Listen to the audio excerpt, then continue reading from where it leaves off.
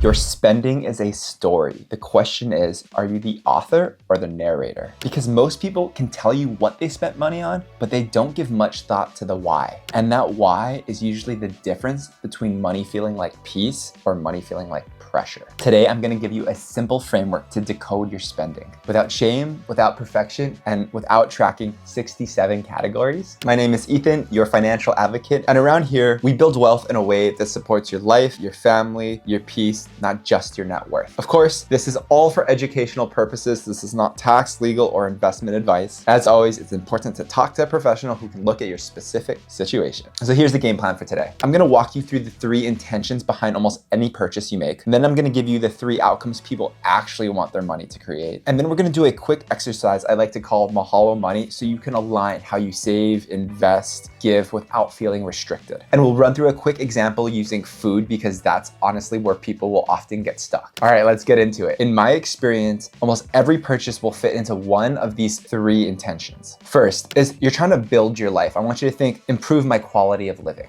Second is you're trying to signal something about who you are. Think status. Or 3, you're trying to soothe what you feel. Think escapism. So the 3 reasons are build, signal, or soothe. And I think this goes without saying, but none of these reasons or intentions makes you a good person or a bad person. But they will help predict whether your money and how you handle your money will create security or stress. So here's the deeper layer that most people miss. A lot of spending is value-based, but a lot of spending is also wound-based. One will build up your life, value-based spending. The other chases a fleeting feeling, wound-based spending. So let's jump into an example and look at one of the harder categories to dissect, which is food. Because food is emotional, it's social, it's convenience, it's stress relief, it's culture, so it's rarely just black or white. Let's say you spend $28 eating out. Same exact amount, but 3 totally different intentions. Sometimes that meal will fall into the build category. You're slammed at work, you've got a lot going on. If you don't grab dinner, you're gonna eat cereal at 10 p.m., sleep like garbage, wake up feeling behind, and then be short with all the people you actually love. So you get something to eat that supports you, protein, greens, water, whatever better looks like for you. That is build, because it improves your quality of life both now and later. But sometimes that same meal can be signal. Maybe you're meeting friends, maybe you're celebrating, maybe you're networking, but you're out being social. And I wanna be super clear that signaling isn't shallow. Humans are tribal and we all signal. The problem is not signaling. It's when saying yes becomes your automatic response and you fall into the pressure of always having to keep up, when that becomes at the demise of your future self. Keeping up, a future you problem. And lastly, sometimes that $28 meal can be soothed. You're fried, depleted, burned out, and the food, it's not hunger, it's relief. This is important because a lot of soothe spending isn't about discipline, it's about depletion. When your nervous system is fried, your wallet can become a coping mechanism. And again, no shame here, guys. This is just for awareness, because soothe spending often comes with what I call an agency tax. It feels good now, but quietly reduces your options later. Now here's the grown-up truth. The same meal can be mixed. Eating out might be the right call, but the cleaner version might be a healthier restaurant, ordering a little bit less, getting water instead of soda, splitting a dessert. The intention here is not restriction, it's refinement. So here's your quick audit for any purchase, starting with food. 1, what was I trying to buy? Was it time, connection, relief, health, convenience? 2, did it work? Did it actually produce the outcome that I wanted? And 3, what could be a cleaner version next time? Same outcome, but less downside. That's how you transition from narrator to author. And this is exactly why most budgets fail. Most budgets fail because it tracks where money went and not what pain that money as a tool was trying to solve. If you're only tracking restaurants category, you're missing the point. Was that restaurant expense build, signal, or soothe? Over the last decade plus, I've had thousands of money conversations with people from all walks of life. High earners, people with high assets, people just getting started. And one of the funny things is that when you ask them, what about money is important to you? None of them say, I want to have the most money in my friend group, or I just want to be able to buy more stuff. They describe a feeling, they describe a dream life, they describe some version of their peace. So let's separate 2 layers here. Intentions are the behavior in the moment, build, signal, or soothe. Outcomes are what you want money to actually create for you. It's the destination.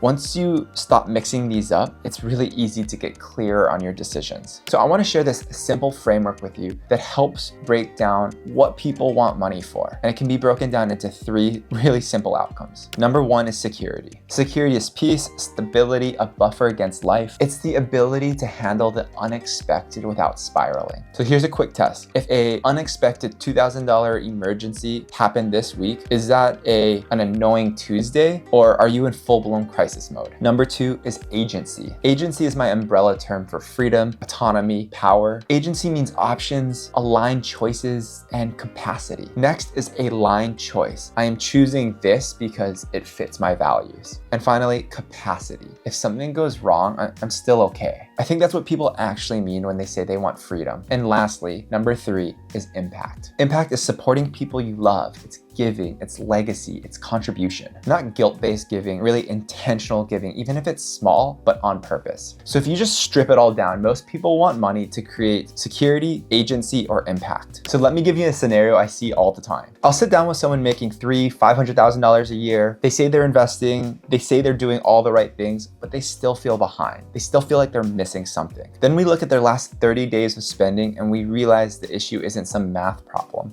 It's that their money is funding everybody else's expectations besides their own. Security is underfunded, agency is getting taxed, impact is always someday in the future. And just seeing and realizing that changes the conversation. So this is where that quick exercise I'm going to call Mahalo money can help. Mahalo in Hawaiian means gratitude or thank you. But the idea of Mahalo money isn't just be grateful for money. It's a diagnostic thought exercise. It's saying thank you money for revealing what I protect, what I chase, and what I'm hiding from. Because gratitude can reveal your values, and your values should help you understand what to fund first for you. So here's the 3-minute exercise. You can do it with me. Pull out a piece of paper or open your notes app on your phone and write 10 quick lines. I'm thankful that money lets me blank. Not what you own, but what money enables. I am thankful that money allows me to sleep well at night, take care of my family, have a safe home, buy time back, protect my health, have options if work changes, travel occasionally, support a cause that's meaningful, help parents or family, and be present instead of panic. Now tag each one of these lines that you wrote down with one of the outcomes: security, agency, or impact. What you created by doing this is your personal money North Star without being overly fancy. Now comes the alignment moment. Look at your last 30 days of spending and ask, which intention is my spending feeding? Is it build, signal, or soothe? And is it producing the outcome that I am grateful for? Security, agency, impact. Your spending is not some moral report card, it's a mirror. So here's an example. Let's say your gratitude list is mostly security, agency, and impact. Here's the simple alignment. So save for security. This is your cash buffer, your emergency savings. It's having cash available so life emergencies don't spin you for a loop. Invest for agency. Agency is options, work flexibility, a runway in case you need it, being able to take time off or change jobs if you see fit. Plan how you're gonna give, make sure it's sustainable, and make sure it's aligned with the people that you wanna actually support. And spend to build intentionally. Spend on what truly improves life, both now and later, while putting guardrails around your signal or soothe spending so they don't quietly impose that agency tax. Because remember, it's not what you make, it's what you keep. And having a high income does not guarantee financial success. If you want help turning this into a real system, I have templates, office hours, and a community of high earners building wealth with alignment. There's links in the description below to access my free community. And if you want to learn more about my company and how we help our clients, my website link is in the description below as well. No pressure, just resources. Quick recap, we looked at 3 spending intentions: build, signal, and soothe. 3 outcomes that people typically value when it comes to money: security, agency, and impact. And a quick Mahalo money exercise as the gateway to spending with more intention. Now comment below which outcome matters most to you right now: security, agency, or impact, and which attention has been stealing the most lately. Is it build, signal, or soothe? And with that, I'll see you guys in the next one.